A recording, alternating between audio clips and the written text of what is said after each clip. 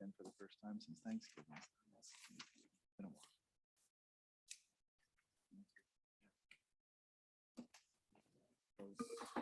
Friday was down too, so that made an interesting weekend for changes. It can. That means you can't drive into Enlope and park Yeah, from. and that's what we like to do, is go in that way. You Right? can go, just go to Lewis. around the other way. and go around. I don't think they'll stop you there, but they will stop you from getting out of the parking lot. Atlanta, Gordon's Pond. Yeah. Sure, you ready? You guys ready? There. Nate, ready? Anybody on Zoom? We have one person that's identified themselves and then someone, Gary B. Sorry, okay. Okay, at this time, I will call the March meeting of the East Hempfield Township Zoning Hearing Board present. Members present this evening are Mr. Hanson, Mr. Luce, Mr. Kyle, Mr. Bingham, and myself. Also on your right, my left, we have with us our solicitor, Jason Hess, and our zoning officer, Nate Sturgis. We also have with us this evening a court reporter taking the minutes. We have scheduled this evening one new case and any other old business that may be before us this evening. This board will hear the case in an informal matter without strict compliance with rules, procedures used in a court trial. We ask that the applicant and any individuals interested in this case step in front of the table and explain the circumstances involved in the application. Applicants may present their case themselves or through their attorneys or other representatives. Fellow board members and I, as well as the solicitor, may ask the applicant questions from time to time during the applicant's presentation or at its conclusion. All persons having an interest in the application will be given an opportunity to ask questions to the applicant, offer evidence of their own, and inform the board of their position on the matter. In the interest of a prompt and orderly disposition of the case, we ask the interested people to refrain from speaking until the board or until the applicant's presentation has been completed and the board has had the opportunity to question the applicant. At the beginning of the case, people who are interested in this case should decide whether they desire to be parties to it. By being given the status of a party, that person will be entitled to receive notice of the decision in the case and will be entitled to participate in any subsequent appeal or rehearing. Individuals who are not given party status may nevertheless ask questions and present evidence, but will not receive notice of the decision and will not automatically be entitled to participate in any appeal or subsequent rehearing. If you desire to be a party, we will ask you to sign the entry of appearance form at the appropriate time. And although each party will receive a written copy of the decision, the mechanics of typing and signing the decision will take approximately 4 weeks. We ask that each person who asks a question or makes a statement first state his or her name and address for the court reporter.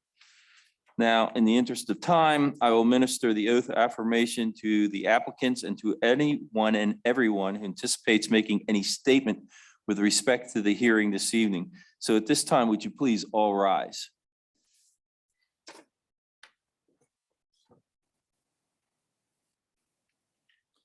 Under penalties of perjury, do you swear or affirm that the testimony you will give is the truth, the whole truth, and nothing but the truth? If so, please say I do. Thank you. Stay standing, please, and we'll salute the flag. I pledge allegiance to the flag of the United States of America and to the republic for which it stands, one nation, under God, indivisible, with liberty and justice for all. Thank you. Please be seated.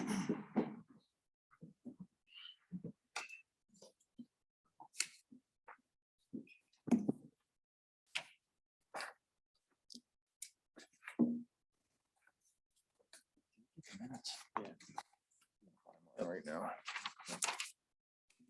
Okay, first of all, Nate, the property has been posted and advertised in accordance with Sunshine Law and the MPC. Yes, sir, it has. Okay.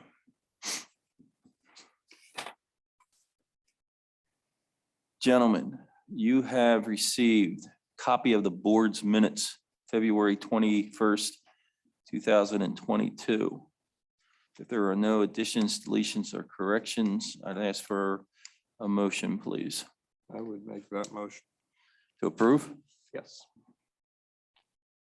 Do I have a second? Second. Motion made by Mr. Bingham and second by Mr. Kyle to approve the board minutes of February 21st, 2022. Any discussion, gentlemen? Seeing none, Mr. Hanson, In favor. Mr. Luce, In favor. Mr. Kyle, In favor. Mr. Bingham, In favor. and I also vote in favor. The minutes, board minutes of February 21st, 2022 have been approved.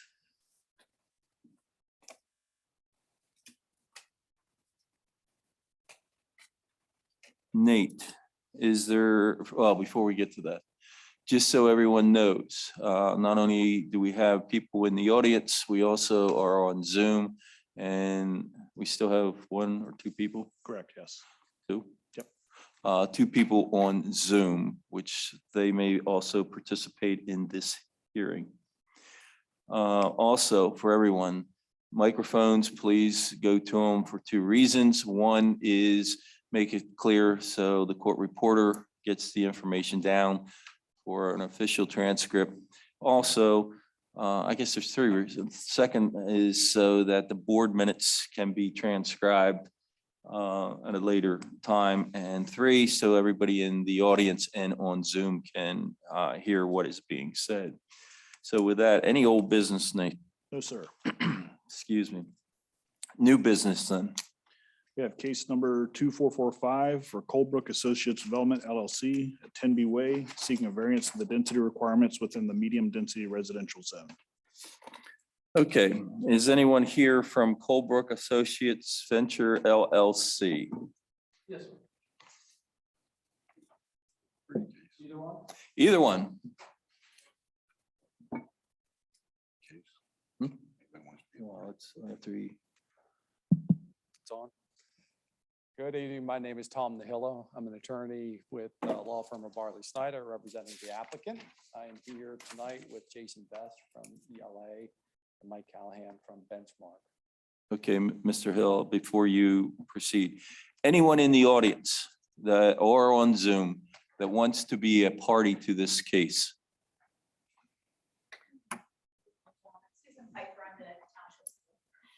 You're already a party. You don't have to sign the entry of appearance. Anyone else in the audience? Anyone on Zoom? Yes, sir.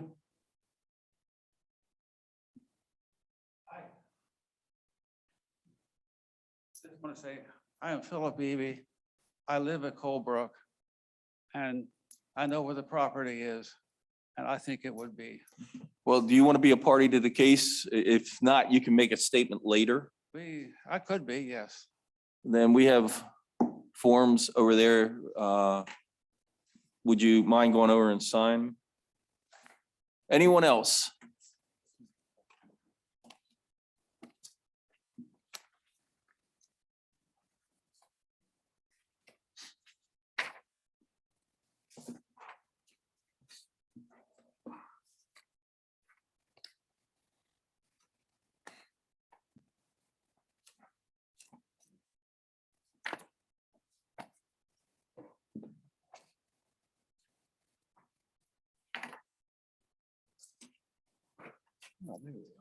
That's all right. I have them on here.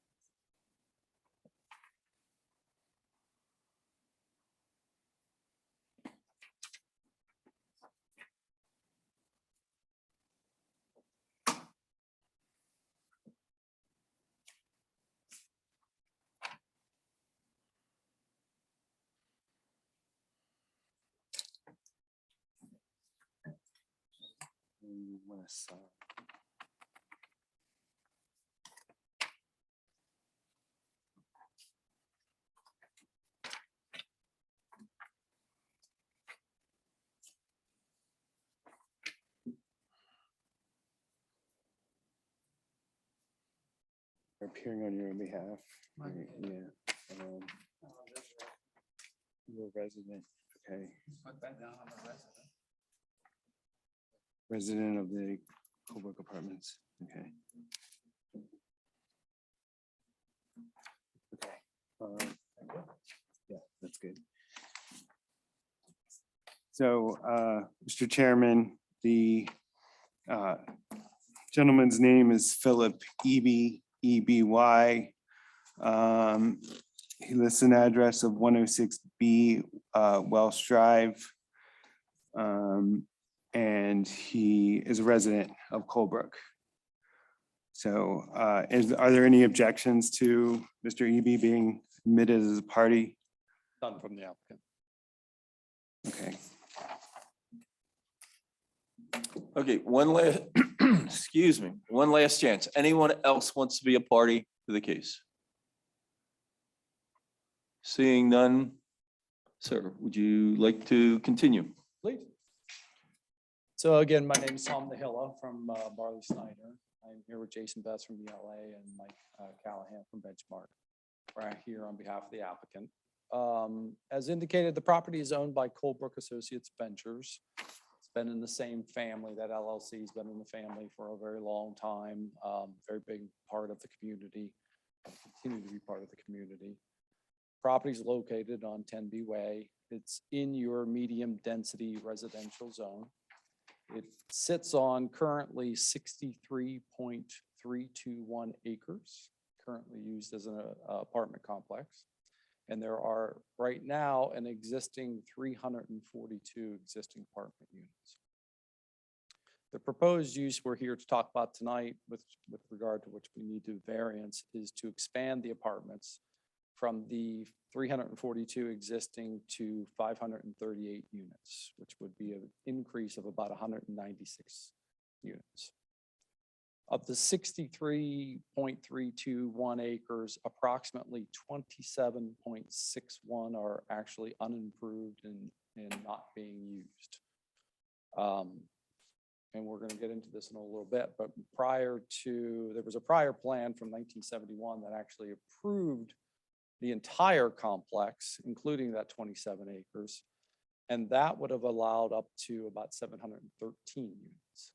So again, that's an older plan, but we'll go through that in a little bit. So since they always say a picture's worth 1,000 words, in this case, a couple plans, I'm going to introduce Jason, ask him to kind of walk through the current plan or current existing complex, what we were proposing, and to generally go over the 1971 plan to just show that for some context. Jason, you want to walk through some of those plans?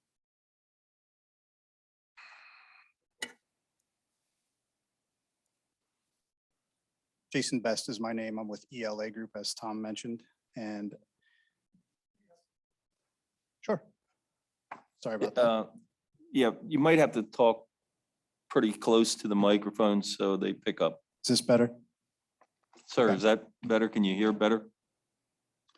Okay, thank Okay. you, sir. Yeah, sure. As I said, Jason Best is my name. I'm with ELA Group. I'm a landscape architect, and I'm working on the proposed development plans with Colebrook Associates and with Tom Nahill and Mike Callahan here as well.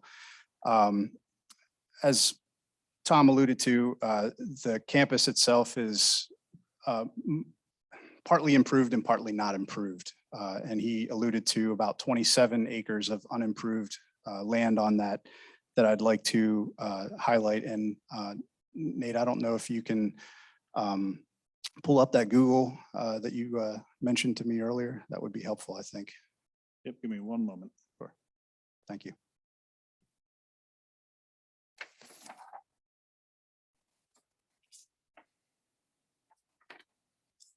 Okay, so what we have on the screen right now is a recent aerial photo of the subject property and the surrounding area. You can see Roarstown Road bisecting the screen from north to south. And the Colebrook apartments are immediately to the west of that. You can see the label 10B Way and Welsh Drive. Mr. Best, one second. Nate, do we have a You have a Pointer. pointer up there, just hit the green button. That way, and And can you? point sorry, that way? it's that one. Yeah. Sorry, Thank you. people There we in the go. audience, if you want to see where he's pointing, you're gonna just have to turn around, so. I didn't even notice that screen till just now. You guys are everywhere. Did you notice that we weren't turning around? I saw the two on the side and I thought you guys have great peripheral vision. All right, so what I was alluding to was Roarstown Road, Tenby Way, Welsh Drive, and this with a little bit toward the bottom of the screen also being the existing Colebrook Apartments. Yeah, so Swar Run runs right through here from east to west. And there's a portion of the property that sits down to the south of Swar Run, but most of it is up here. And the undeveloped portion that I was talking about, the 27 or so acres, is actually right up here in this tannish brown agricultural field there. It extends up to a point and follows this hedgerow, which is down to the southwest. You can see where the edge of the lawn is that they maintain, and there's a good clump of trees here. So that's generally the area we're interested in tonight. Excuse me, Mr. Vesta. Yes, sir. While you're pointing out the edges of the property, there is actually a piece of the property that does hit Harrisburg Pike. Is that correct? That is correct. Could you point that out on the map, please? Yeah, again, I'm south of Swar Run, and there is a portion of this property right here. You can see the boundary here, sort of a maintained lawn that's associated with this parcel. And that's owned, I think, CBC. But this parcel right here that butts up against the Westgate Baptist Church is actually part of the subject tract. And everything you just outlined is all one parcel, correct? To the best of my knowledge, it is, yes. Thank you. You bet. So if we could go back to the screen you were just showing previously, Nate.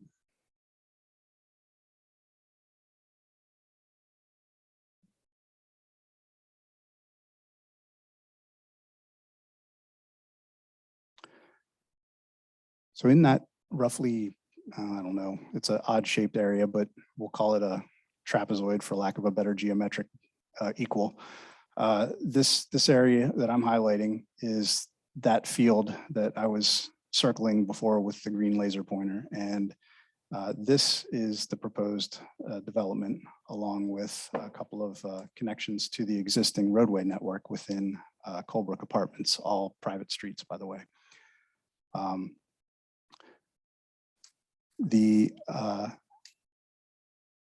I guess the next screen is a little bit more detail, and that might be the appropriate next step.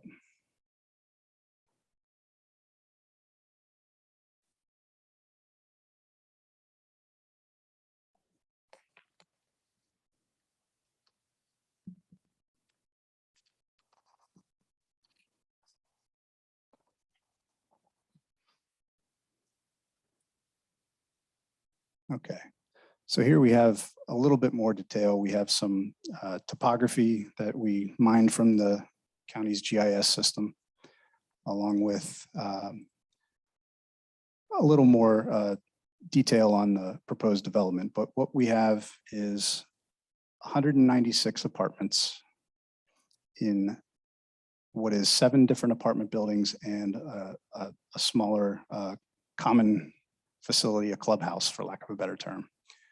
So we have 8 proposed buildings, 196 units.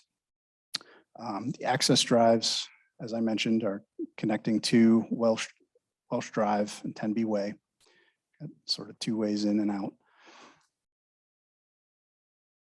We have a large central green space that each of these apartment buildings are contiguous with, a front on that, if you will. And at the outside of the development, so to speak, we have the access and parking complement to those 196 units. I would just note that the green space that's in the center is approximately 1 3/4 acres. That's a pretty substantial area. We have what amounts to two proposed apartment buildings that would be what we call elevator served. And we have 5 apartment buildings, 2, 4, and 5 that are walk-up apartment buildings. So they would not be elevator served, but they are all 3-story buildings as proposed.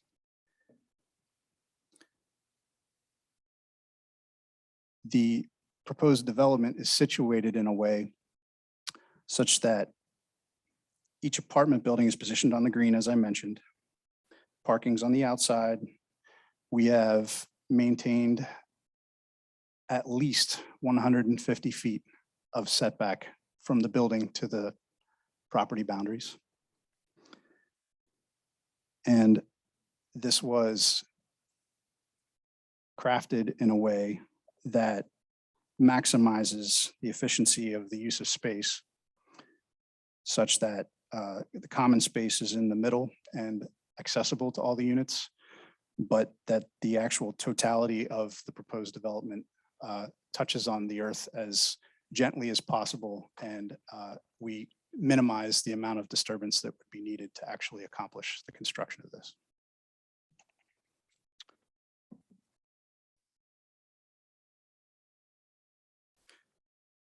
As Tom mentioned, we had there was a 1971 plan that also proposed development on this portion of the Colebrook Apartments property. And if we could get that up there, Nate, that would be great.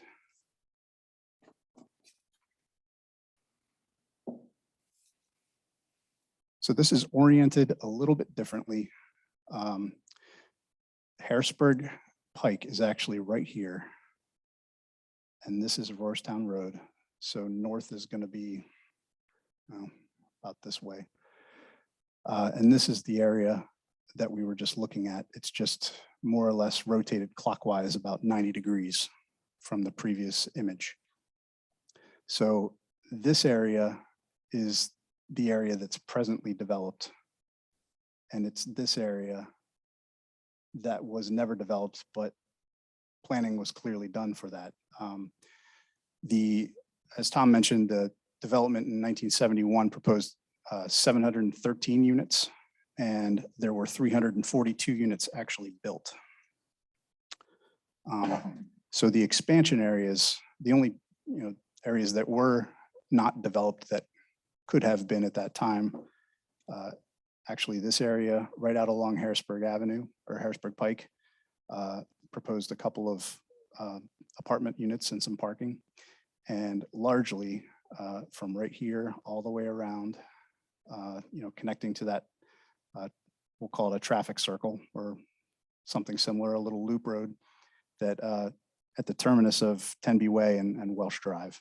So right at this knuckle, if you will, and a little bit around the corner to the right of my of the screen is the area where ultimately there were apartments that could have been built that were not.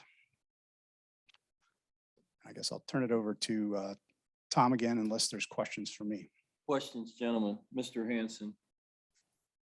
Mr. Besta, you were mentioning the proposed apartments. Yes, sir. Are they all single bedroom, 2-bedroom, 3-bedroom? What are they? So I understand there's a range, and I'm hoping that Mr. Callahan will be able to elaborate if you care to know that. I'll come back to that question. Okay. Next question.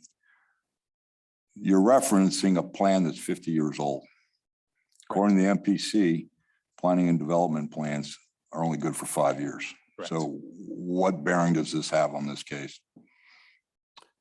The only bearing that we feel that it has is just to kind of show the intent that this was a zone, this was in a zone that allowed for higher density.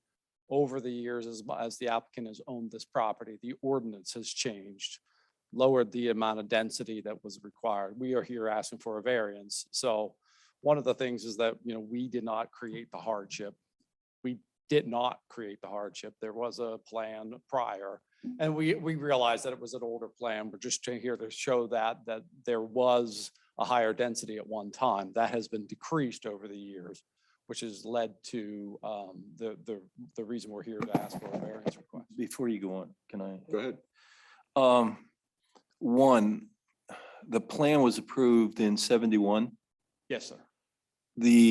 At that time, the land subdivision, land development plans were countywide plans under this township. So that was a county approval that was given at that time, not the townships, correct? Yes, yeah, we don't know we tried to find some of the history of the plan. And it was just here, we just brought it just more for illustration that there was a prior use here of a higher density. Correct, but at the time, since that time, 50 years, the zoning ordinance has changed several times. And by assuming that just because the plan was approved back in 71, things are stagnant is not relevant. No. Okay. Yes. And then the second thing with that concept is, and you made the statement, that's why I interrupted Mr. Hanson, that it's no fault of you or your applicant, your client, but yet the plan was approved and the applicant did not follow through with that, or his predecessor, correct? That is correct. Okay, sorry, Mr. Hanson. So, along with what Mr. Herr was saying, as far as I can tell, there's been at least 3, if not 4 zoning ordinances. We're on the 3rd or 4th one since this plan was approved. When did the current owners buy this property? I think it was in the 90s, is that correct? I don't know, Mike, do you know? Yeah, it was like the 80s, late 80s, early 90s. Just so we have the record, and the gentleman responded to you. Yes. The question. yeah, he Could is you going just to- yeah. state your name and address for the court reporter? Mike Callahan, Benchmark Construction. I'm the Vice President of Acquisitions and Development, helping the applicant on the development side of the project. Okay, thank you, sir. We'll get back to you. Wanted I could answer Mr. Hanson's questions about the. Please. Yeah, okay. So at this time, it still is in the concept phase. But what the applicant is thinking, about 5% of the units would be studios, 50% 1-bedrooms, 60% 2-bedrooms, and then 5% of the units would be 3-bedrooms. But the majority of the Say those existing numbers again. 5% studio, 5% studio, 50% 1-bedroom.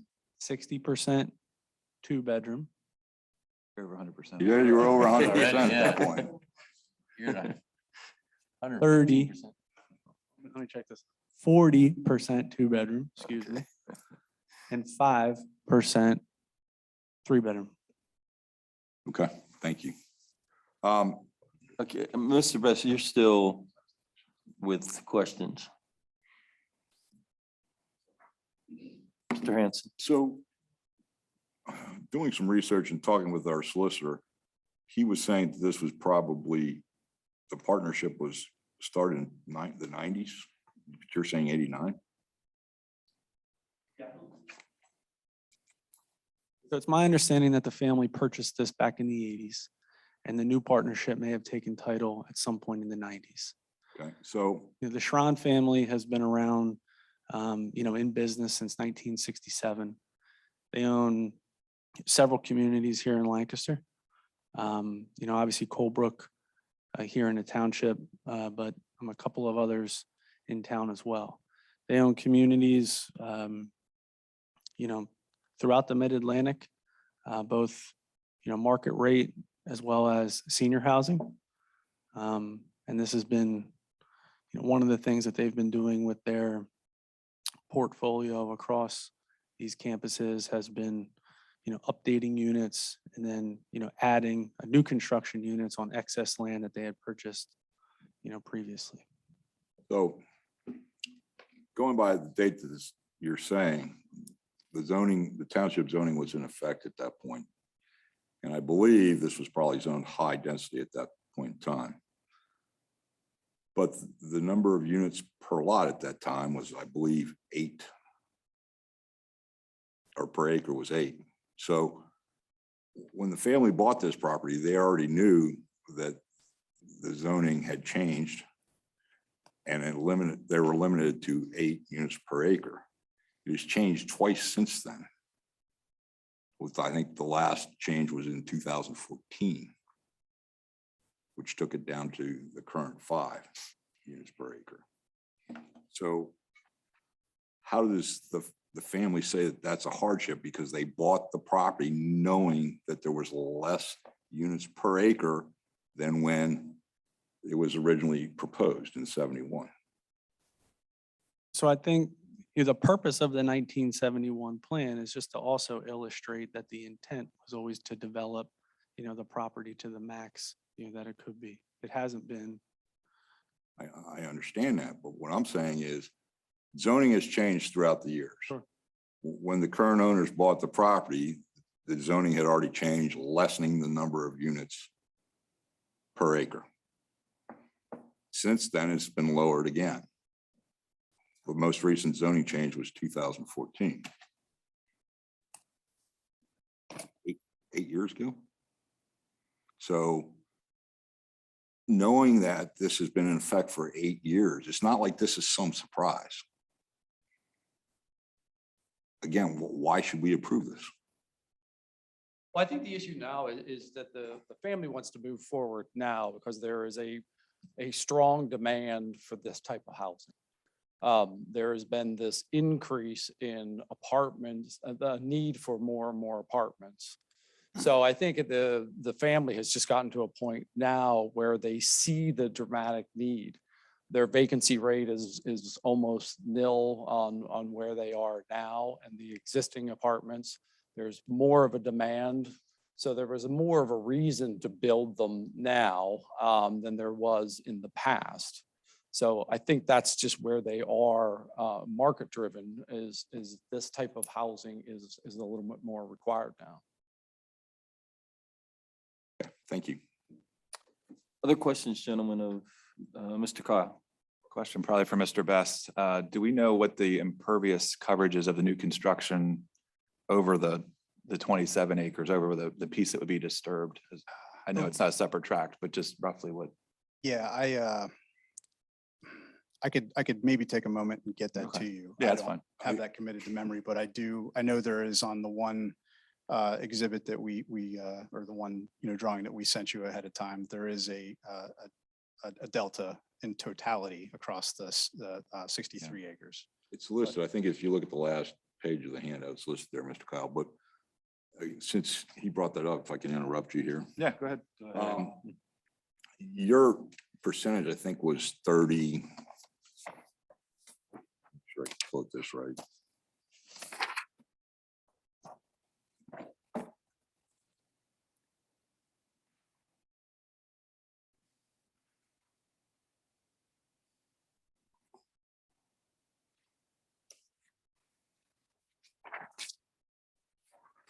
I think I saw it somewhere like around 35%. I can't find it at the moment, but if you look, if you could put the satellite picture back up there, Nate, please.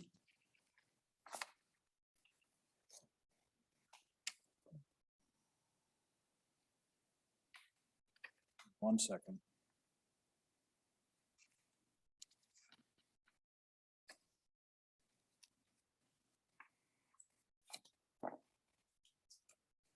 So if you look at that picture, even though it doesn't have the proposed on there, I gotta say that looks well over 35% lot coverage to me, more like around 40 or 50, which you're still under the required lot coverage. But it would be nice to know exactly what your lot coverage is going to be. Well, so if you bear with me here, I'll take a look for that because I'm pretty sure we do have that in the materials that were submitted. Yeah, we have existing or net lot coverage for the existing at 26.52%. Again, that's over 63 acres. What was that, 26? 26.52. Okay, thank you. And the net lot coverage as proposed, we are calculating at 37.27 over, again, the 60. Actually, if that's net lot coverage, it would be over the net acreage, which is slightly less than 63. I'll find that here someplace. 61.778 is the net lot acreage. Thank you. And again, that's on the materials that were submitted. You have the floor. I'm good for now, thanks. Any other questions, gentlemen? Jason? Yes, thanks. So I have a deed here that's dated March 7th, 1989 from Colebrook Limited Partnership to Colebrook Associates. That would be when the applicant became owner of this property. Okay. Okay, so Colebrook Limited Partnership was not an affiliated entity. That was the previous. That I don't know if they're affiliated. Okay.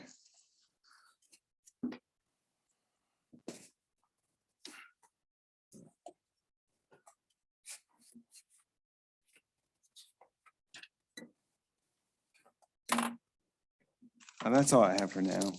Nate? I don't have anything else. Okay, anyone in the audience or on Zoom that wants to question the witness?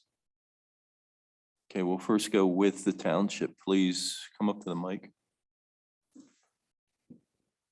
Thank you again. My name is Susan Piper. I'm the township solicitor. Susan, you got to get closer I to know. that thing.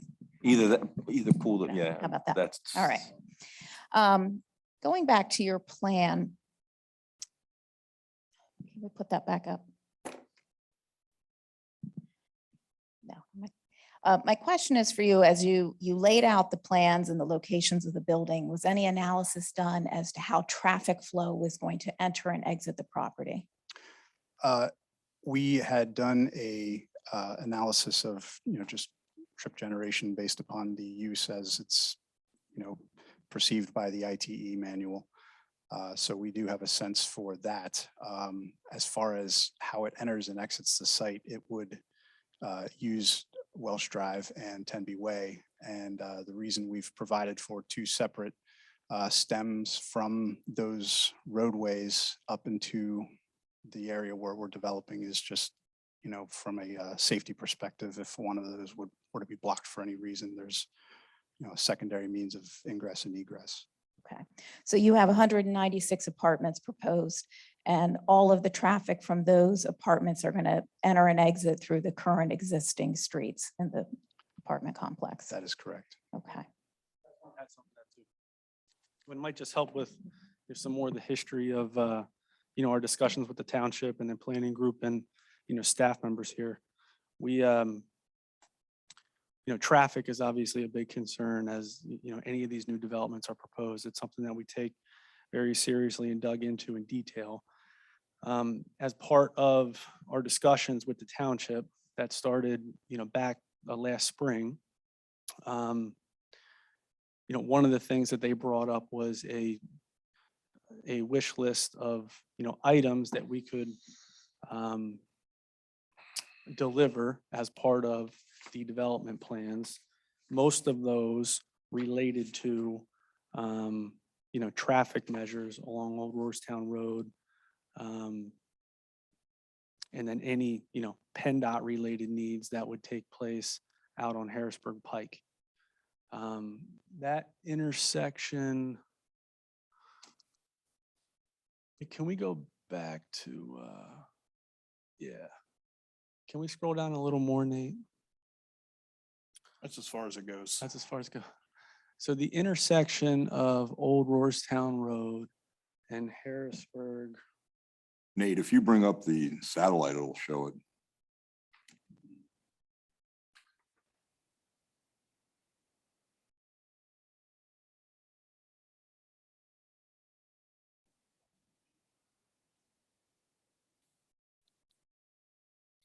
Intersection of Old Roarstown Road and Harrisburg Pike has been, problematic for the owners of Colebrook and the residents for, many years. It's also been an issue for just overall traffic measures here at the intersection of McGovern, Ville Road and Harrisburg Pike.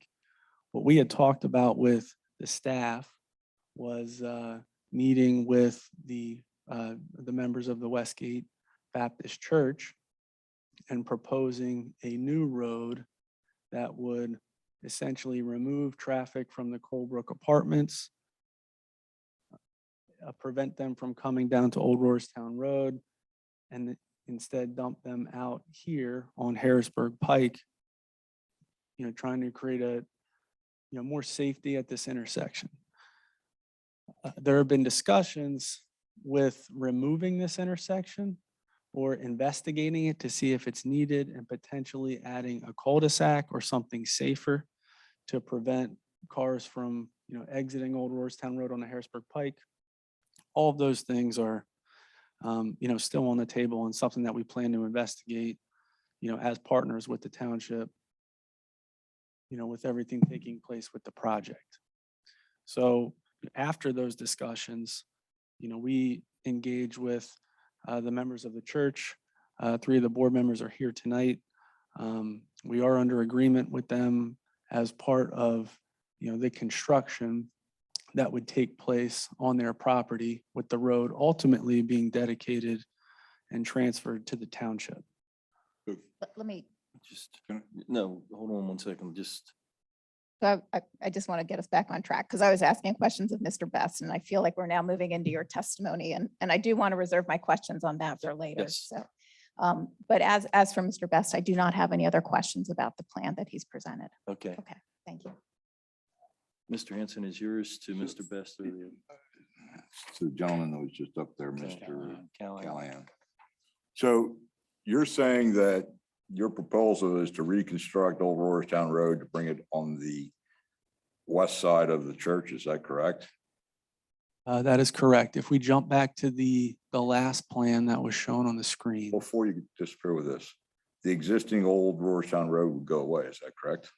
it's something that we would need to work out with the township. There was one idea that only became a one-way road. There was an idea that it got capped and turned into a cul-de-sac. These are very early, preliminary conceptual discussions, but it's something that would need to be investigated as part of the land development process. My other question is, since this was brought up by the township and you brought this up, what's to prevent the current apartment people from going through the rest of the apartment complexes to get down to Governorville Road? What's to prevent the, Instead of coming up, you can't tell me that everybody that leaves Colebrook Road comes up Harrisburg Pike or Old Roarstown Road. Some of them go through the existing apartment complex to the east side of Old Roarstown Road there. What's to stop them from doing that? I don't think there's anything that we can do to, stop them, but having a safer intersection on Harrisburg Pike, if there's an opportunity to make that, more visible, So you basically have done really no traffic study on this, correct?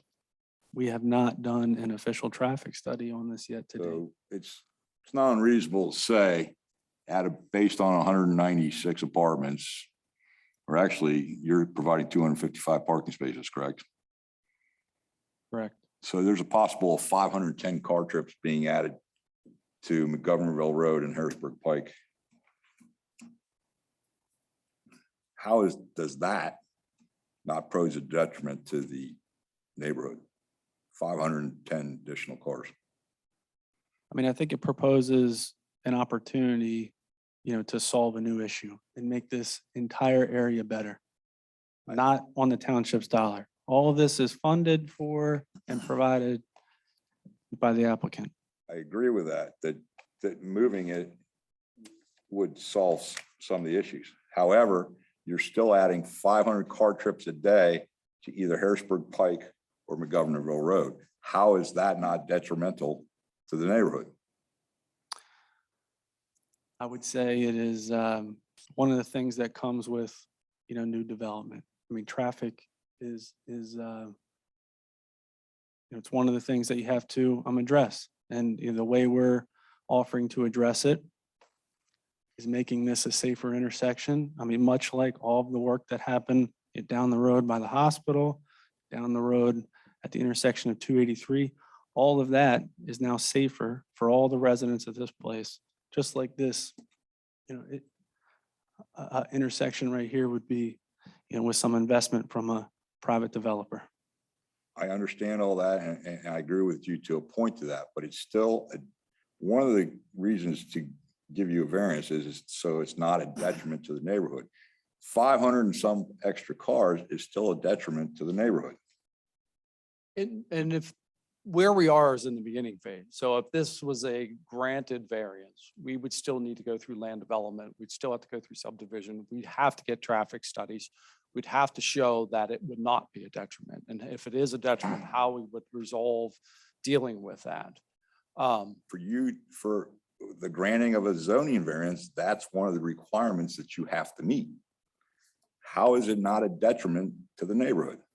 Well, I don't think it's fair to say that any development that ever comes in that puts traffic on the road is an automatic detriment.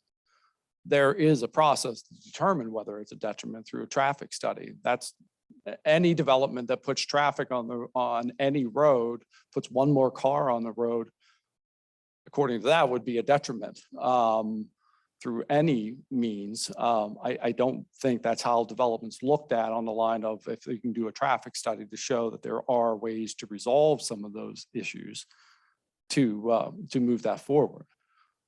So I don't think it's a blanket statement that you can say that if you put one more unit in there and there's one more car, that it's a detriment to the rest of the area.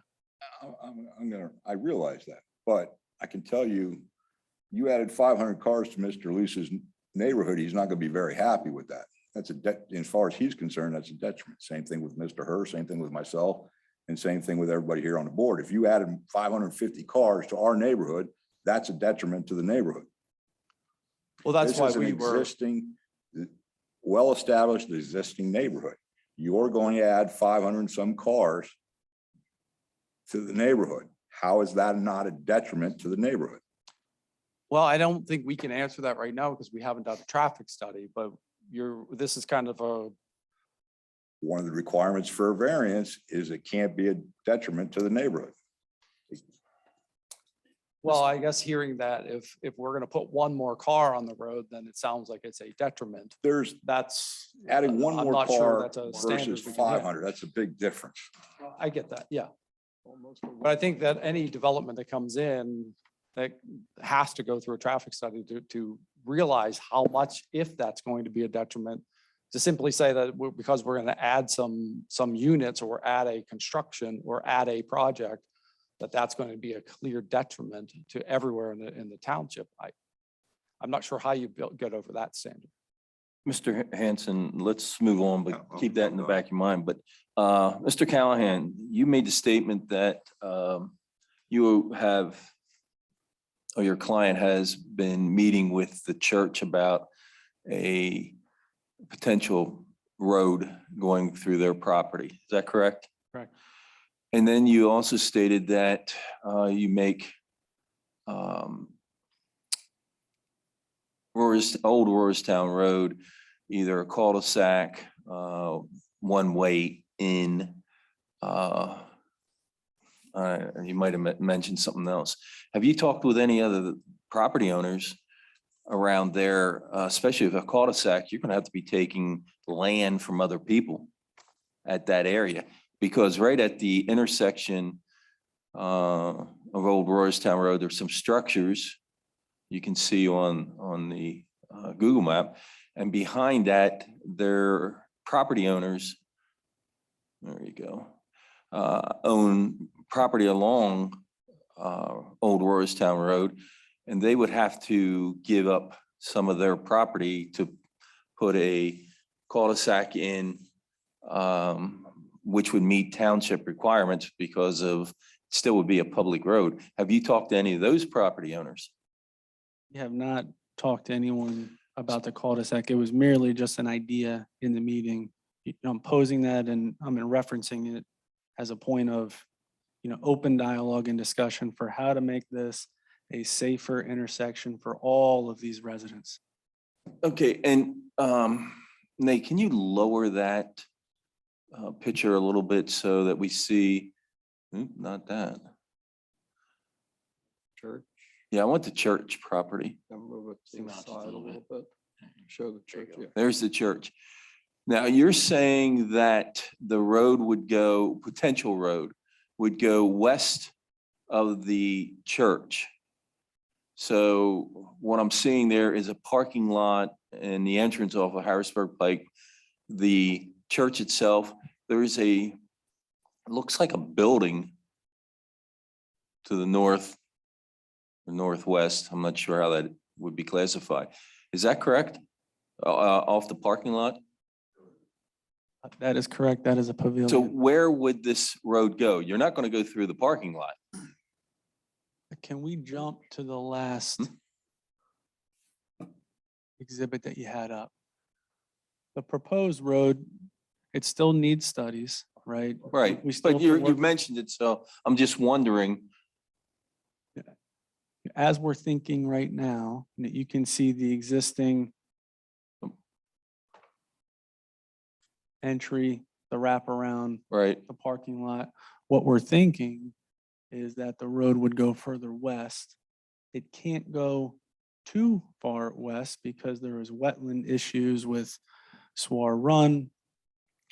But, all of that needs to be studied. We need to work with the township and PennDOT on radiuses and everything that will go into that. The point is, we're willing to do so on behalf of this. so the applicant, what you're saying is assuming that the road can be put in west of the church and the parking lot, the applicant is willing to put that access road, lack of a better word, in. That is correct. And the Okay. church is also willing to cooperate, and we have a signed agreement with them regarding all of these things. Understand, and I heard you say that. Just wanted to make sure what we were talking about. So the other thing, in addition to some of the road realignment that we're also willing to cooperate with the township on and provide, there's a, stream restoration work that would need to take place along Swar Run. And then in the township plan, they have future plans about a walking path along Swar Run that would eventually connect the hospital and all that development to everything over at Park City. It's part of the future land use, and all of that would be provided and installed up along the front of the property of the applicant. Okay, I appreciate that. Thank you. Yep. Anything else, gentlemen? Yeah, Now, one, okay, Mr. Bingham. given changes in the world of automobiles, how many charging stations for EVs do you propose in your parking lot for 200 and some cars?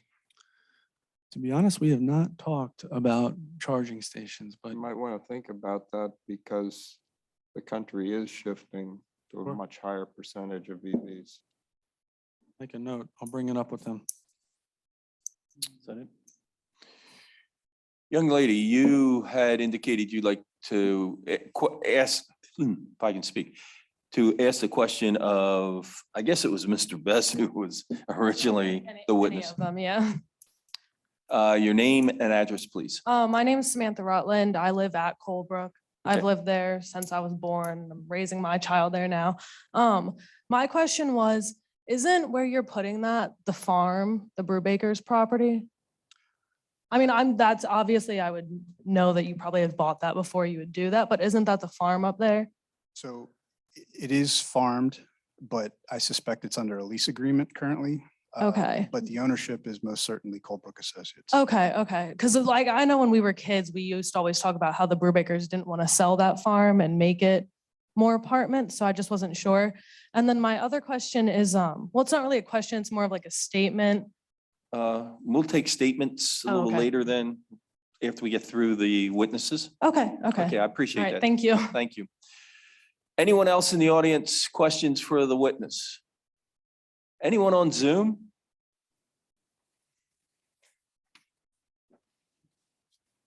No. Thank you, Mr. Best, Mr. Hill, Hillen. Does the township have any more questions for Mr. Callahan? Because So to say, yes, we did. Wait a minute, no, for Mr. Callahan? Are you going to bring Mr. Callahan up for, I thought he was, for any testimony? We just wanted Mr. Callahan to come up to testify with regard to the potential new road that could be added. Okay, So with that, that was his testimony. okay, yes. I'm sorry. You can ask Mr. Callahan because he's not going to present any more testimony. I don't have any questions for Mr. Callahan. I guess my question for council is, do you have No. any other witnesses who are going to testify about this plan to expand and the need for these apartments? We do not have any further testimony or witnesses for the road expansion. Do you have any evidence tonight to present on what the current occupancy rates are for the current existing apartments? Current rates are. Yeah, it was in the upper 90s when we talked about it a couple weeks ago. There has not been much vacancy. And do you have any evidence here tonight to present to demonstrate a demand for these particular apartments that you're proposing? No, nothing more than we have very little to no vacancy. Is the owner of the property under any requirement, financial, federal, otherwise, to increase the number of apartments on this property? Under any contractual requirement? Or under any requirements, federal regulation, any financing, any contractual requirements? Not that I'm aware of. Okay. Can I interrupt you 1 second? That last question, is that, are you asking for what they are requesting or from what they have on the site now? For what they're requesting. Okay, thank you. Has the applicant done any review of the township's official comprehensive plan? We have previously, yes. Okay. And has there been any evaluation as to the discussion within that plan regarding the need for housing in the township? There was, we had discussed this with the township supervisors and reviewed at that time, just generally the comprehensive plan, that there is some parts of the plan that require, there is a need for housing in and around this township, as well as other townships in the county. Okay. The planning committee, yes. It was not with the supervisors, so you had that discussion. Oh, I'm sorry, it was the planning, committee, yes. Okay. Planning group. The planning group. Okay, so not the planning commission, not the board of supervisors, correct? Right. Planning Okay. group. And are you aware that the official comprehensive plan of the township does specify that it is already above average in terms of the number of affordable rental units? I don't know that off the top of my head. Okay. And are you aware that the need within the township is to increase the amount of single home ownership properties? According to your comprehensive plan? Yes. No, I don't. Okay. All right, and just so we're clear, your client's application here tonight before the board to increase the density on this property is simply related to a business desire that they have to increase the profitability of this property. Is that correct? I don't think it's a strict business desire. There is a need in that, according to our client, that has these apartments that have very little to no vacancy, that constantly has a waiting list ready to go, that there is a need for expanding of a project to expand these. And the idea here is there is a financial component to it, which this is a dimensional variance, not a use variance, so financial component can be considered. There's a financial component that is one for my client of one, we can have more apartments, but two, also by expanding that and allowing for these uses, we're able to then keep some of the costs down with regard to the existing apartments that are there to help control the rent. As this property goes, having a 27, 28 acres of vacant land that we pay taxes on that we can't use for apartment units, all that does is add to the cost of rent. So there is a financial component here to kind of try to help control some of the rental amounts that are being charged. Okay, thank you. I have no further questions. Question of the townships. Mr. Hanson? So you said there's a financial component. And you had, in your submittal, had mentioned Hertzberger, Commonwealth Court, or excuse me, Supreme Court case of Hertzberger as financial, which was reined in by a later case called Yeager. Basically, Yeager states, and the the Supreme Court stated, financial hardship has to be in developing the property. It can't be on the company or the individual itself. So what's the financial, since you brought it up here? Since it's not on the property, but it's on the company, as you were saying. Could you repeat that question? So basically, Yeager, under the Supreme Court, has basically said financial can only be considered in the development of the property. It cannot be considered for the owner or the individual. It can only be considered, like, for example, if it was for me to develop this property, it was going to cost me $8 million to meet all the zoning requirements, then I could take it into consideration. Just because you can't develop the property, because that you can't claim that as a hardship on the company or the family, that according to the Supreme Court. Yeah, this is really more of a financial issue on the line of course, we would like to expand them. We are willing to pay some of the costs with regard to the road construction. And this is an issue to try to control some of the costs of the current residents in here, to provide for more housing, provide for more affordable housing in the township. So maybe it does not reach that strict interpretation. So yes, I mean, that's kind of our financial hardship, is we're trying to meet a need for housing in the township and at the same time control some of the housing costs. So, and not to say it's going to happen, but if the board were to turn your request down, it really doesn't financially impact the company, does it? You're not going to go out of Ultimately, business if we turn you down. Is that correct? I don't know. I don't think they're going to go out of business. It will be an issue that will push costs more towards them to continue to pay taxes on vacant land that ultimately, if the market will bear it, unfortunately, we will probably pass those costs on. Why can't, if it's such a burden to the company, why can't they separate that track and sell it? Well, one, I think it would be landlocked. We would not be able to get to it. Easements would solve that issue. Well, easements are easier said than done to get, to allow for, to go get an easement over a tract of land that we're going to use for a development purpose that someone may not want. It's a little easier said than done. Thank you. Okay, for the two witnesses that were up, Mr.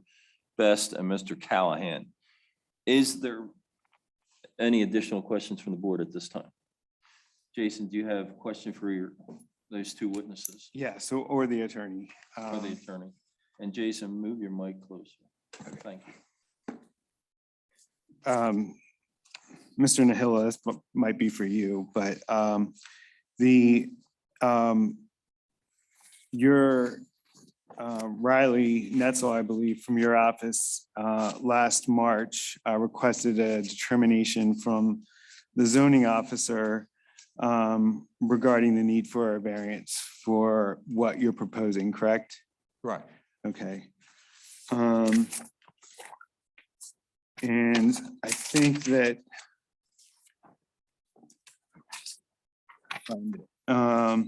we should probably mark these as board exhibits. Exhibits? Yeah, I think board exhibits are the notices, do we already have board exhibits for the notices? Are they marked as board exhibits? What the The public notice. proof of Made part of publication. the record, they've always been classified as already part of the record for the Oh. advertising. So they're not a board exhibit. No. Okay.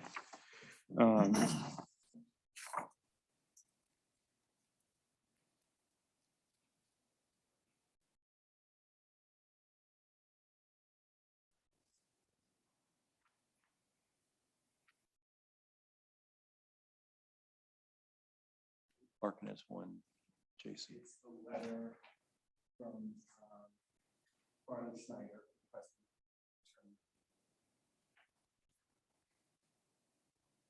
The date on that?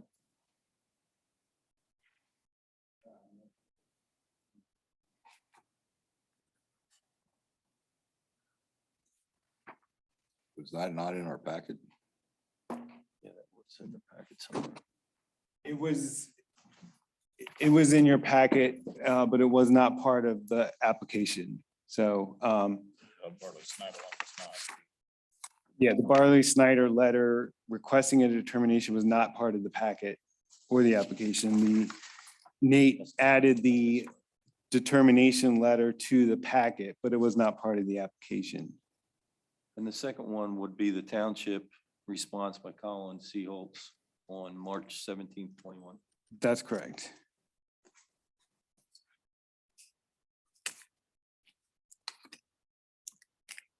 And Mr. Nahila, you did not appeal the determination letter of the zoning officer, is that correct? We did not. Okay.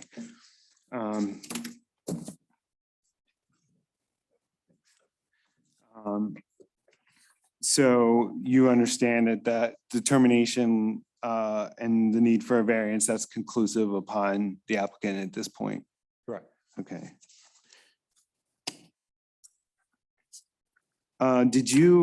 Was there any thought at all to, and I'm not sure if Mr. Hanson asked this, but subdividing the property, or subdividing that portion of the property where you want to develop? Not at this time. There's not been. Okay.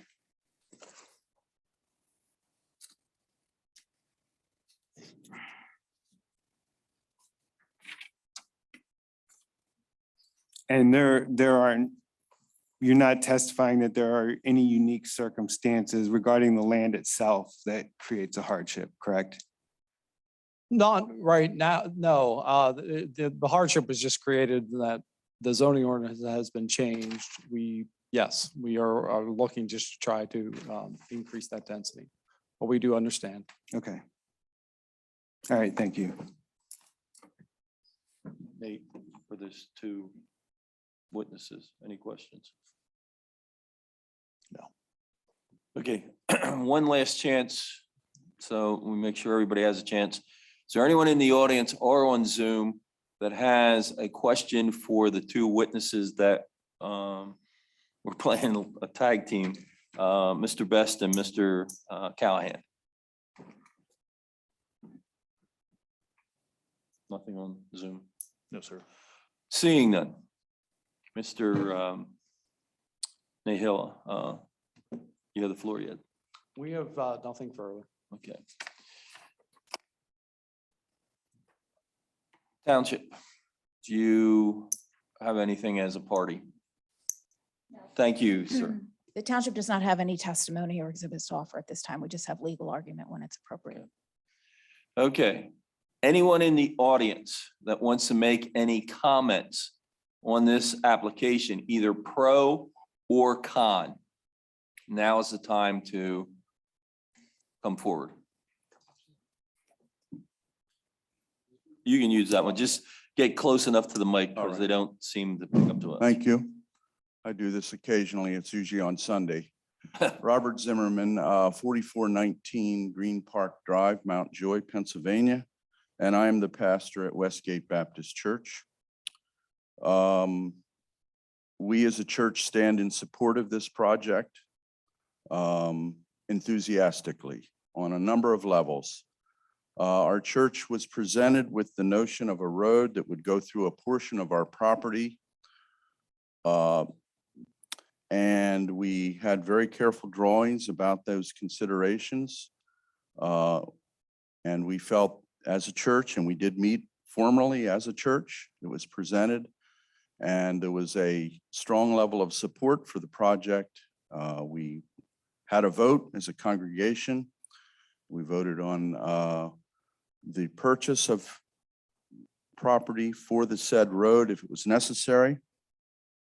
It was not an easy meeting. It was a rather long meeting and a lot of questions, but the church stood in support of this and did so with a degree of enthusiasm.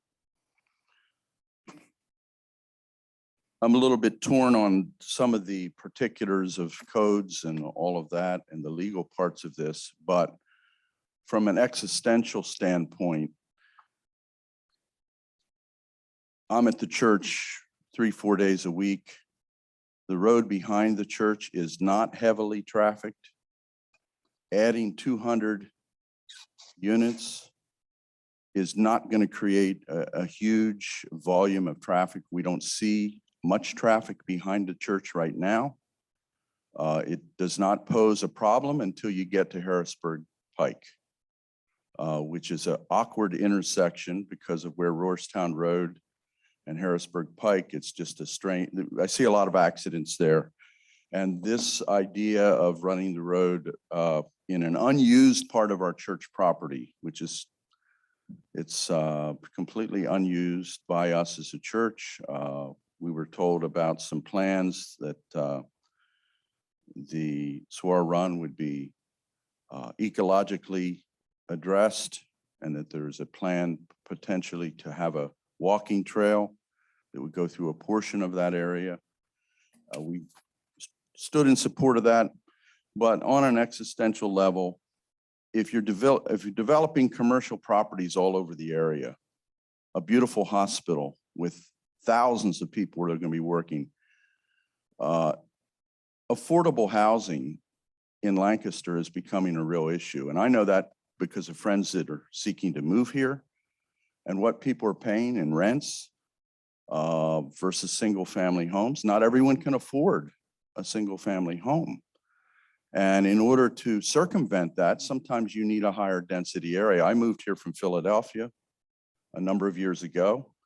I love Lancaster County and I love the open space and all of that. But at some point, it seems to me that progress would require a township to say, yes, if we're going to endorse and encourage commercial growth, then we also should provide more affordable housing and allow that for some density. I don't share the concern about 500 more cars on the road, assuming that each family has 2.5 cars. That isn't necessarily the case, first of all, and a lot of people stay home. They're not out on the road every day, several trips. The assumption of 2.5 cars per rental unit, I think is a little bit questionable. But on a affordability level, if a community is to grow in so many dimensions, it seems to me that affordable housing is rather important to that growth. It's a beautiful area. There's plenty of space in my view. I'm not speaking to this in terms of the legalities and the technicalities of drawings and so forth and what the zoning ordinances are, but just from a practical standpoint, the church stands behind it. We are willing to work with the project in terms of the construction of a road to alleviate traffic concerns. And I'd be very happy to address any of your concerns about the process the church might have gone through or the enthusiastic endorsement from our church toward this project. I'd be happy to do that. Thank you. Questions, gentlemen? Seeing them. Mr. Zimmerman, a couple. One, you talked about affordable housing, and I have heard numerous response to the definition of what affordable housing is. Matter of fact, years ago, a developer made the statement that affordable housing is that amount of money that somebody is willing to pay for the particular dwelling unit they are seeking to purchase. Which means if you have $1 million home in our property and you can afford it, it's affordable to you. So we have no idea of what the cost would be to these particular units, and literally, I don't know if that's part of our zoning issue or not. Ours is basically what the supervisor put in the ordinance. Second thing is, just last evening, watching 60 Minutes, they had a segment on about rental units and throughout this country, and where the cost of rental units is going up substantially more than even residential single-family homes, again, across the country. And I don't know if that's an issue or would be an issue here or not, but when they were talking last night of rental units going up 30 and 40% in a year, we're not putting affordable housing out there. So I'm not sure what affordable housing I can is. speak more to the nuts and bolts of that. Right now, the average 2-bedroom over there in that complex is running around $1,200 a month. In Mount Joy at the Crest, which is right around the corner from where I live, I just met my neighbor the other day. He's living in a 2-bedroom, a nice unit at the Crest for $1,900 a month. I pay considerably less than that for my mortgage, so I could speak to that. But I do know that 1-bedrooms right now are going for right around $1,000 a month there. You would be able to speak to that better. You all live there, but I believe between $900 and $1,200 a month is about average. 2-bedrooms are more than the 1-bedrooms, but I don't work for them, but I do know folks from our church that live in those apartments. Right. They And are very cost competitive. So I would say relative to the area that they would be considered affordable housing. yeah, and I can understand that, but again, just listening to that segment last night where people who were renting the units, they're notified that their rent's going up 30%. That's, you get a unit, whether it's a single person or, a couple, that, any increase. So again, I don't think affordability is our issue as much as can this be put on there. I do appreciate your comments, though. With all due respect, sir, the hospital that is under construction is going to have thousands and thousands of cars coming in and out of there every week. Folks that work there who are going to move in from out of the area are going to be looking for affordable housing. There'll be people who don't know if they want to settle here or not. And that growth would provide significant opportunity for people who work at that hospital to find an apartment without having to pay an arm and a leg for it, or even buy a property. And properties are in short demand. In my neighborhood, a property goes up for sale and it gets sold in a day or two oftentimes. And there is a shortage of housing in Lancaster. I'm moving here from suburban Philadelphia, and I can honestly say that there is a housing crisis in this county. I do not know the numbers, but I can see what's going on. And this provides an opportunity for affordable housing not far from the hospital that is going to put thousands of other cars on the road right here. So if we're going to address the commercial growth of the area, maybe it would behoove us to also consider the residential growth for affordable housing. Having said that, I appreciate the opportunity to speak. Thank you so much. Yeah, just don't leave yet. Jason, any questions for the witness? No. Yes, sir. To me, it's a moral issue. It is not just a ecological issue or an issue of traffic. I think it's important to provide affordable housing in an area of growth that provides a very good quality of living. I love this area, but I do know it's a significant frustration for people to find affordable housing in the area right now. Thank you. Don't leave yet. Anyone in the audience or on Zoom that have questions for the witness? Is that someone?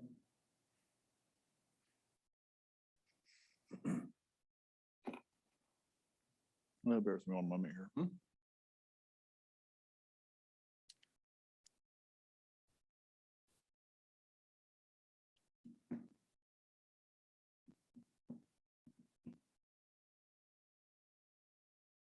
I don't know.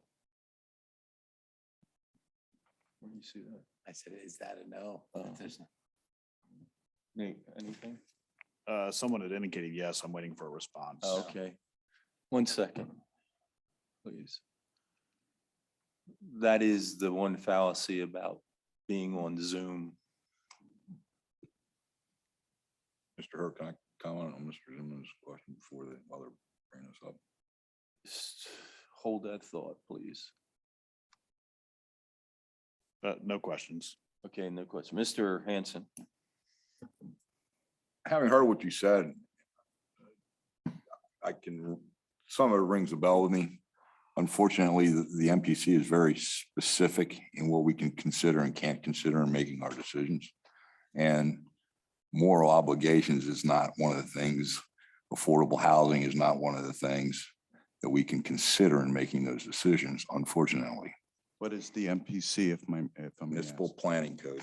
Okay. Okay. Mr. Hanson. That's it. That's it. Okay, one last chance. Another question. Oh, Mr. Bingham. If a proper traffic study would indicate that it would be necessary to have a traffic light at this road coming out of the church property, would that be a problem?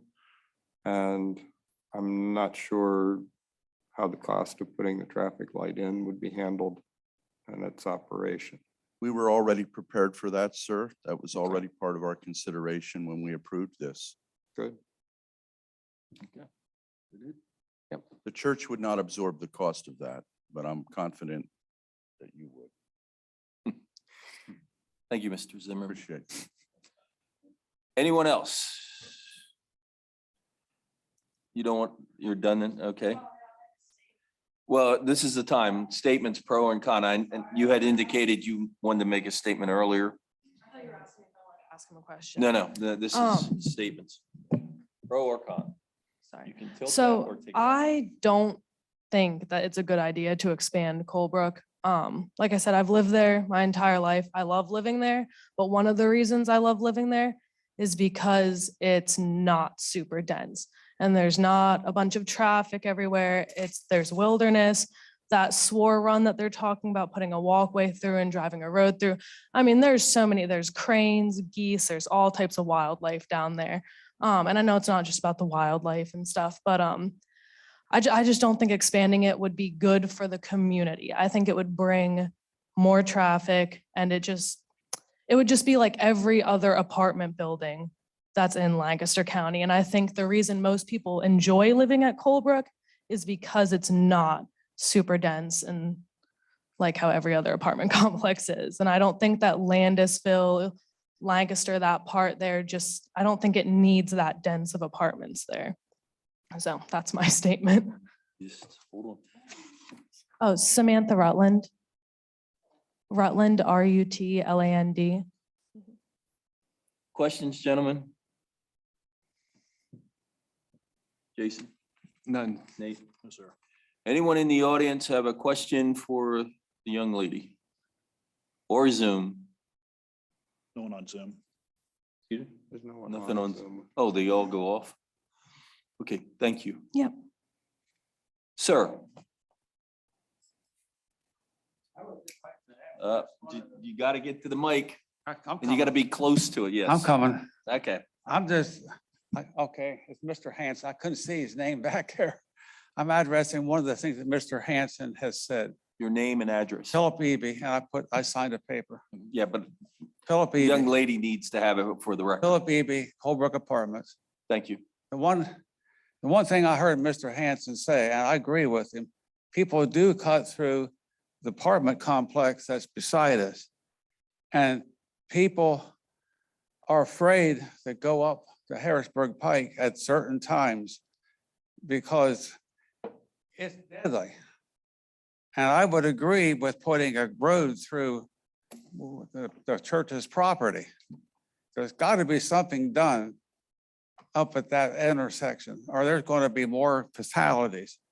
I've already myself have been hit because they come across on Harrisburg Pike. And when they see that yellow light going, they just floor it. And if you're at the intersection, you're going to get killed. There's now, I'm just addressing you talk about traffic. There's already enough traffic coming out of Colebrook. And they also come out of the back end of the complex. They don't always go over to the other section. I've seen them coming out over there. So I'm just addressing Mr. Hanson and that, yes, they do cut through there. I don't do it, but if you're coming out at a work traffic time, trying to get out on Harrisburg Pike, it's almost impossible. You almost have to make a right because it backs up from 741. You can't make a left-hand turn. I've already had to go down the road, go into Brubaker's property, turn around and come back and able to go towards Lancaster. So, and respect to Mr. Hanson, that is my comment for you, sir. Thank you. Any comment or questions?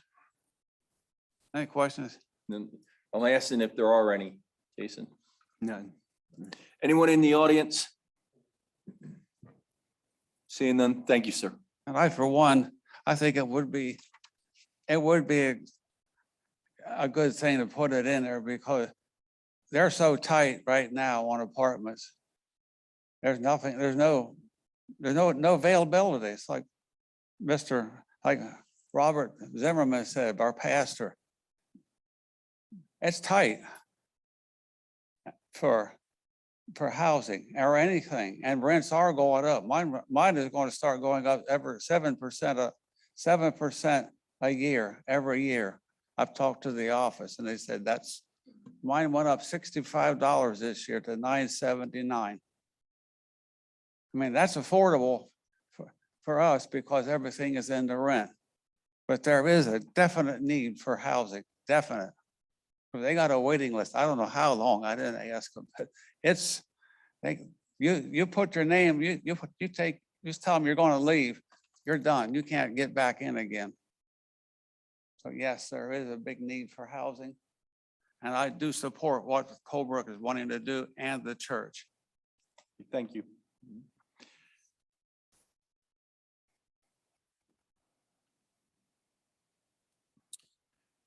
Mr. Nahil, is there any other witnesses or anything you want to get before we conclude testimony and give you and Ms. Pfeiffer closing arguments? Okay. Ms. Pfeiffer, you're on. Well, one last time. Anyone, this is your last chance to make any comments, pro or con. Seeing none, testimony is concluded. We'll first have Ms. Pfeiffer from the township. Thank you, gentlemen. I'm here tonight because the Board of Supervisors does oppose this request for a dimensional variance. It is acknowledged that apartments are a permitted use. So we're not here tonight to argue about the need for apartments or whether apartments should be on this property. That's acknowledged. What's before you tonight is the density requirement, the number of apartments that can go in. It's the board's position that the applicant has not met its burden before you tonight. In the application, the applicant cites to the Hertzberg case, and they are correct, that established a relaxed standard. But as your solicitor will advise you, that standard was not eliminated. This applicant still must show an unnecessary hardship will result if their variance is not approved. This is a property in the medium density residential zone. It is a medium density, not a high density zone. The zoning ordinance is very specific and very deliberate in determining what that density should be in the zone. What the applicant is proposing is a 70% variance from that number, 5 units per acre. And we submit that you have not heard any testimony tonight to support their request for a variance. You've heard some testimony about a desire, and it's submitted with their application. This is a desire by the property owner to expand, to increase the number of units, arguably for financial gain and perhaps, to adjust some of the rents in the other units. But that alone is not a basis for a grant of a variance of this nature. The courts have consistently rejected dimensional variances where proof of hardship is lacking.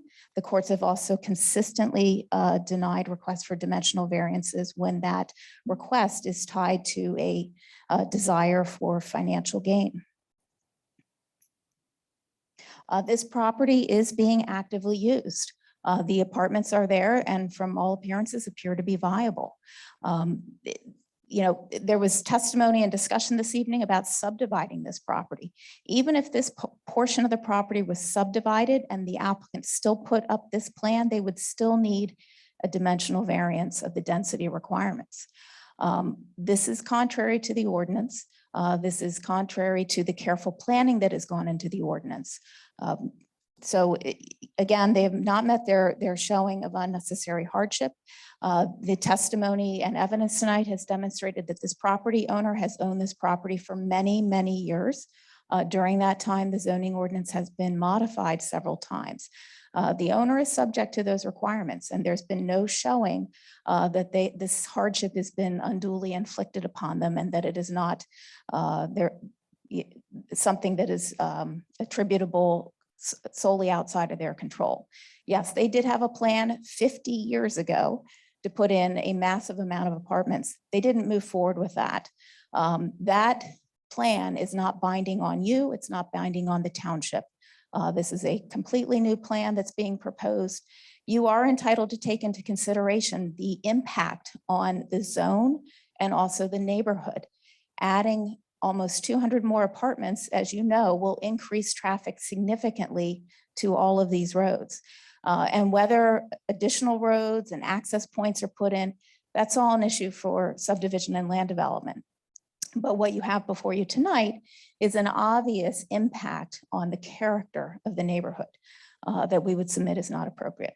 So for those reasons, I would request on behalf of the Board of Supervisors that you deny the application this evening. Thank you. Any questions? Ms. Pfeiffer? I have one. In your statements, you mentioned that during the testimony that the property, if it was subdivided from the developed part, which would be approximately 27 acres. 27.61 acres. Right. What they're requesting in this application, which is still relevant to a subdivision, because that's not, or subdivided property, because that's not here. But it is still higher than what the medium density would Correct. allow. Correct. Which, if I understood what you were saying, that if the property was subdivided, they would then naturally come in under the medium density, which is 5 units per acre. If they build 5 units per acre, the developable part of that, then they wouldn't be here, correct? Correct. So if they would subdivide this property and still come in with the request that they have in front of us, they would still have to come back in the future. They would still need. That's what you were saying, correct? Yes. Okay, thank you. You just clarified that. Jason, any question of Ms. Piper? Yeah, that brings up another question too. If they subdivided, it would cause the portion of the property with the existing units it would cause the density there to increase. So they would probably need a variance for that increase in density in the existing portion, right? Correct. Correct. Okay, And they're already non-conforming. right, okay. But now you confused me. Well, Don't take much to confuse me.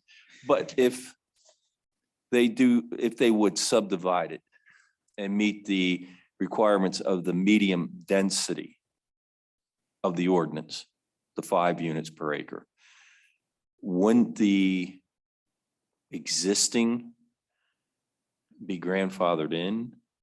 I don't think it would, because they're creating a new lot by subdividing. They're creating a new lot that has a density that increases what it is now. So. Okay, then that makes sense. Sorry. Take away acres. Yeah, that's where it was. Okay.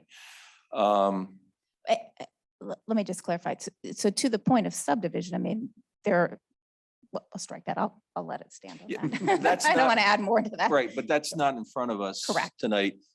But as you said, it was brought up through the discussion. Correct. I just wanted to You clarify mentioned it. that. I just wanted it clarified in my mind before we move forward. And that's all I was asking. Anybody else have questions? And seeing none? Thank you. Hold on, there is a question. It's of the technical aspect, and I will decide whether it meets for the closing arguments, but Robert Zimmerman again. Am I hearing correctly that your ordinance requires 5 acres, an acre for 5, a limited of 5 units? correct. So essentially, the construction of any apartment complex is basically off ordinance in this township.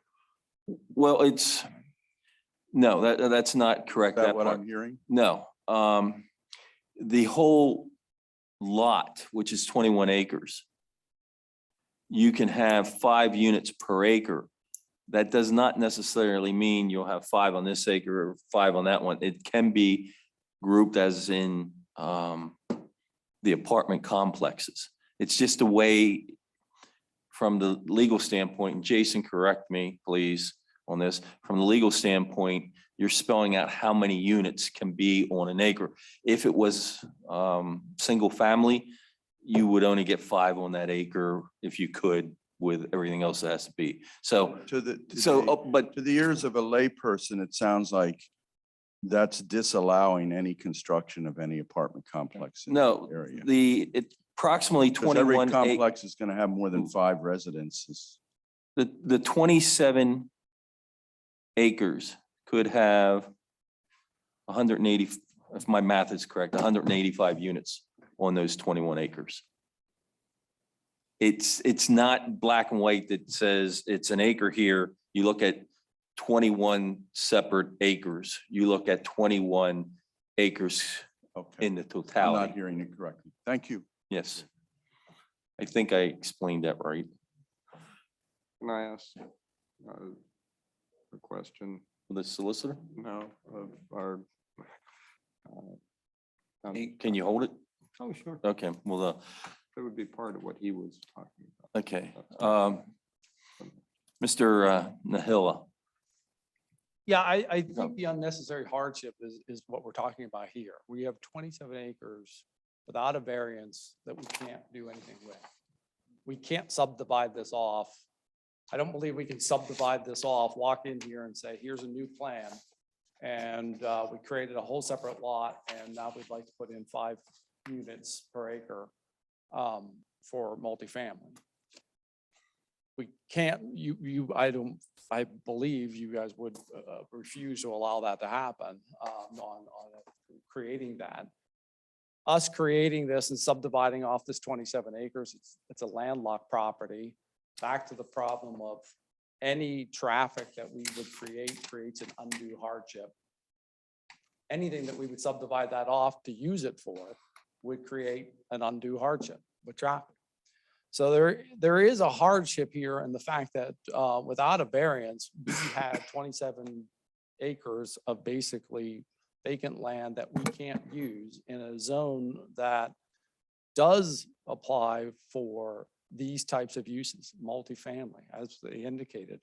And that's what this is intended. We were trying to do is to sort of backfill areas of the township that are zoned properly to allow these types of housing. But we have a 27-acre piece of tract of land that becomes just basically useless without any relief granted from the township. We are looking to expand. The ordinance does allow for the 5 units. We would be going to about 8.5.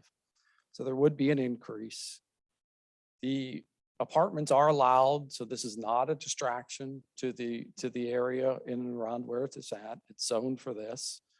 And again, leaving this additional property for unused is not going to be for the highest or best use of any of this land.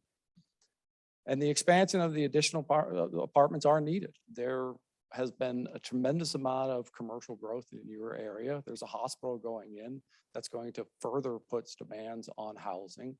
in an effort to try to keep some of those costs down for other people that are there, we have a very low vacancy rate. As these become more and more valuable because there's less and less available housing in the area, as those come in, rents probably will go up because the demand will go up for this. We're trying to balance that out by allowing for an increased use. So, thank you for your consideration. Mr. Nahill, I have a question for you. You just made the statement that this property, and again, forget the subdivision talk, which is a separate issue, and that's subdivision land developments with the supervisors. But you said you can't use without a variance, but you can use it with the variance. Why couldn't you use it without the variance and build to the density of the area? Now, you may need another type of variance because it's all one lot, and I understand that, but the requirements are the minimum for a variance. One of the requirements is the minimum variance needed to fulfill the request. And, you know, I don't think, as Mr.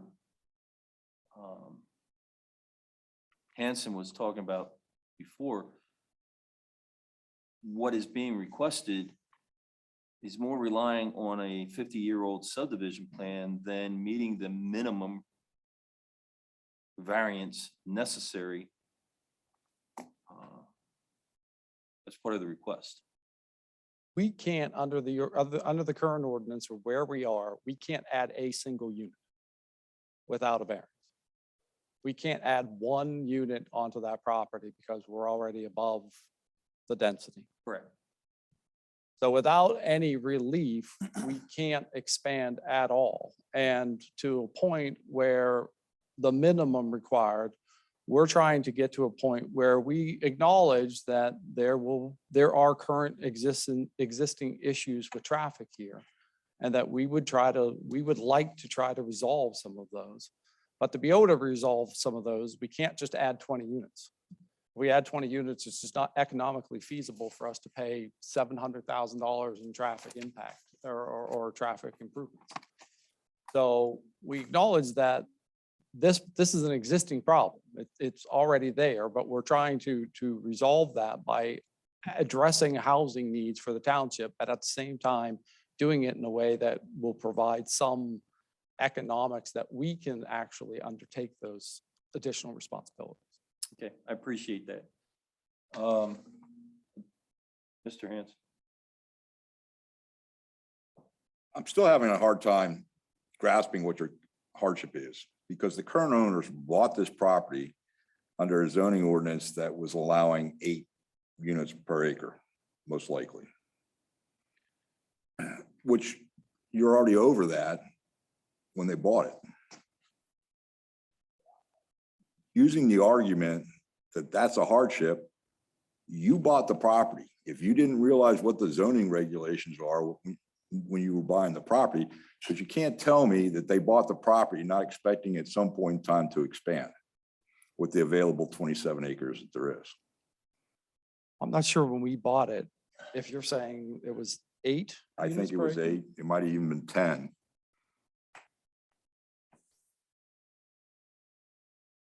This this property under the county subdivision was like 11.5. It was. And then the township,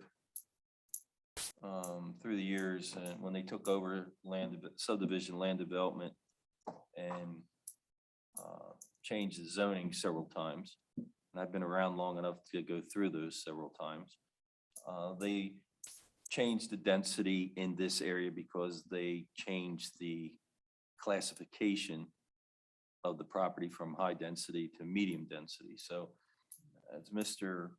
Hanson has said, the density on the property has dropped over time, but it hasn't dropped to the present 5 in the last couple of years. I'm thinking it goes back into the mid-90s, if not before. So that gives you some idea of the And time. actually, to farther on that, I actually think it dropped to 5 in 2014 when the current ordinance was in effect. Before then, it was 8. And I've been on here 17 years and I can remember it being 8 for that particular area. Now, it may have been zoned differently, but it was 8 units per acre. So even at 8 units per acre, that property couldn't have been expanded without a variance when the current owners bought the property.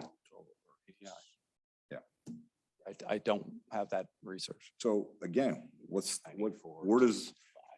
is the hardship here? You can't, I'm not gonna buy that, well, we didn't know that. Well, you bought the property. If you didn't research it, that's not our issue. That's on you. I think that property, there are ways to develop it. And it's not up to the board to tell you that. It's for you guys to figure that out your own and work with the township on developing that property. I think there's ways that it can be developed without giving you a variance. But not as a multifamily.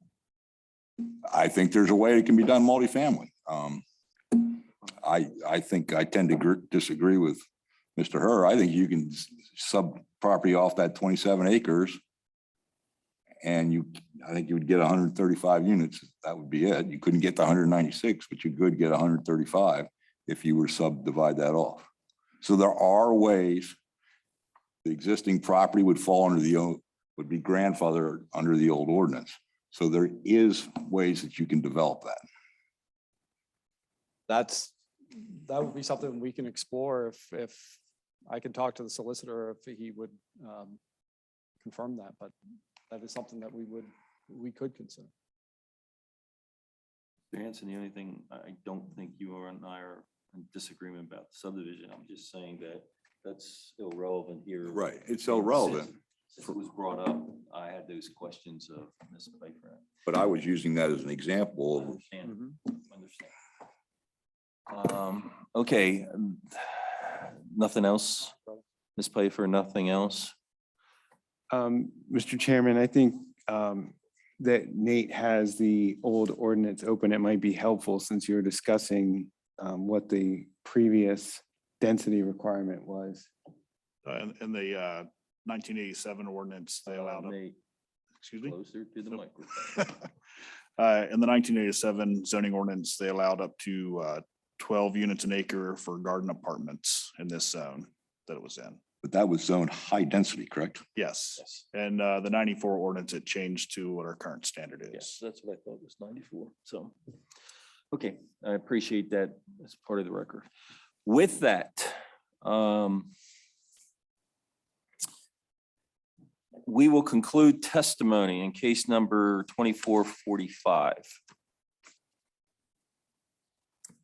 We'll take administrative notice that the application and testimony tonight will be made part of the record.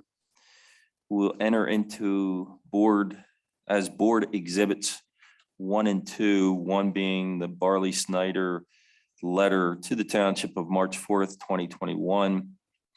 And 2 was the township response of March 17th, 2021 by Colin Seaholt, who was the zoning officer at the time the letter was written.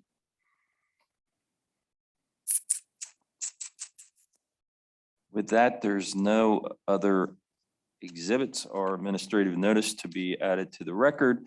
So gentlemen, at this time, if there is one, I will listen to a motion in case number 2445. Mr. Chairman, in case number 2445, the request of Colebrook Associates Venture LLC for property located on Tenby Way. The request for a variance is section 270-3.6E 3D. Make a motion to deny their request for the lack of proving a hardship to grant the variance for. Okay, I have a motion by Mr. Hanson, case number 2445, for the property at 10B Way, East Hempfield Township by Colebrook Associates Venture LLC to deny a request for a variance to section 270-3.6.E3D due to the applicant not proving a hardship under the requirements of the MPC. Is that your motion? Yes, sir. Do I have a second, gentlemen? Second. Seconded by Mr. Luce. Discussion, gentlemen. The only thing, I happen to agree with Mr. Hanson on this. There has been numerous cases that have come down that address this issue about hardship with dimensional request. A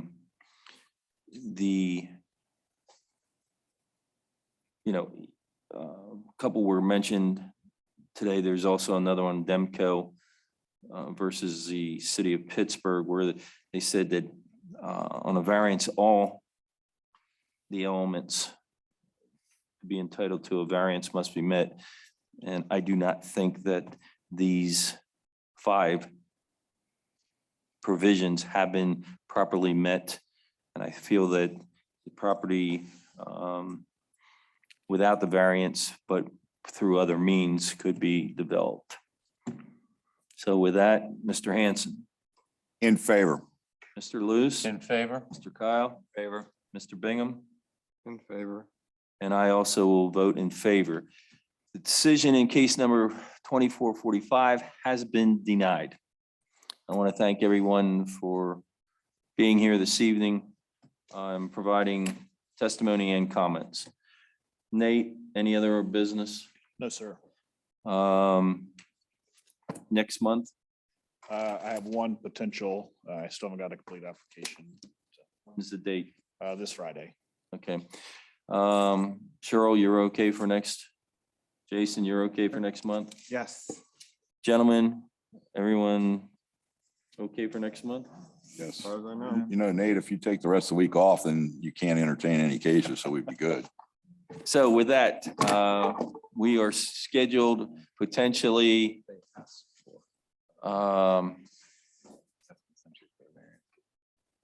for April 18th, I'll be home by then. which is Easter Monday. So nothing else. This meeting stands adjourned. Thank you, everyone. Yeah.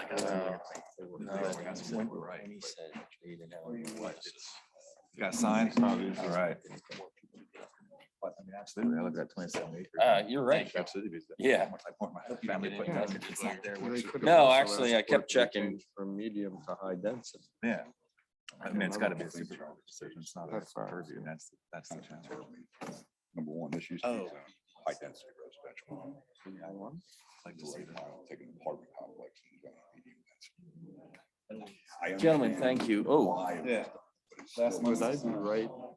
And that's what we were talking about. They were essentially asking for, instead of 5 units per acre, 8. They were actually proposing 295. You're right. They have. They 5.4 never now. said it that way. My common sense. They did in the application, but they didn't. Yeah. And kind of, it's hard for me to turn that down.